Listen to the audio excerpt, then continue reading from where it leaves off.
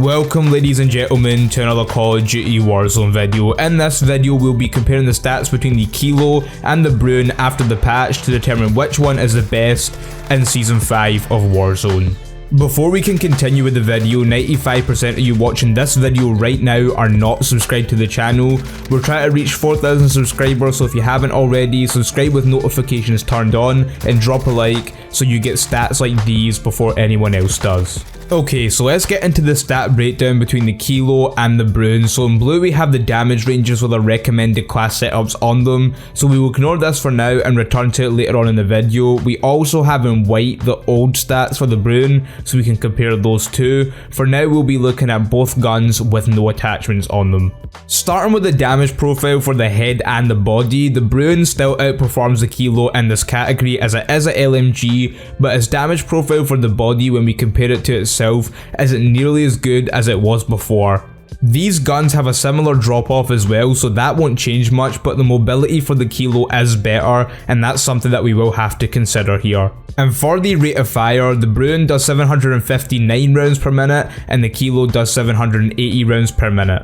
And for the Bruen, this leads to a time to kill that's quite similar to the Kilo at close range. Before, the Bruen was much better than the Kilo at closer ranges, but now it's only marginally better and it really only beats the Kilo at longer ranges. The ADS speed for the Kilo is also much better at 283 milliseconds while the Bruen sits at 400 milliseconds, and this just means again the Kilo is better at closer ranges because you'll probably get your shots off a lot quicker with it. The mag capacity is the same at 60 rounds for both the Kilo and the Bruen, and the reload time for the Kilo is better at 1.34 seconds instead of 1.69 seconds, which again just favours the Kilo for close range. So from these stats we can see overall that the Kilo works better at closer ranges and the Bruen works better at mid to long range. So now that we know what the stats of the guns are, let's look at the best attachments for both guns, starting with the Bruen. So the best setup for the Bruen is the monolithic suppressor, the XRK summit barrel, the tac laser, the hollow sight and 60 round mags.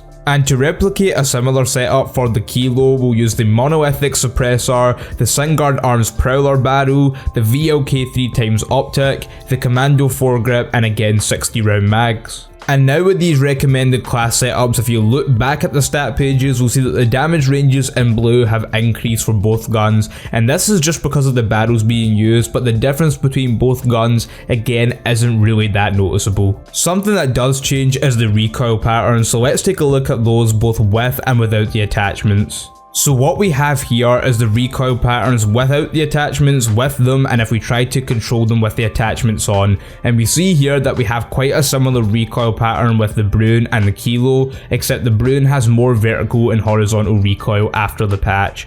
But the footprint is very similar, with both guns going up then veering off to the left.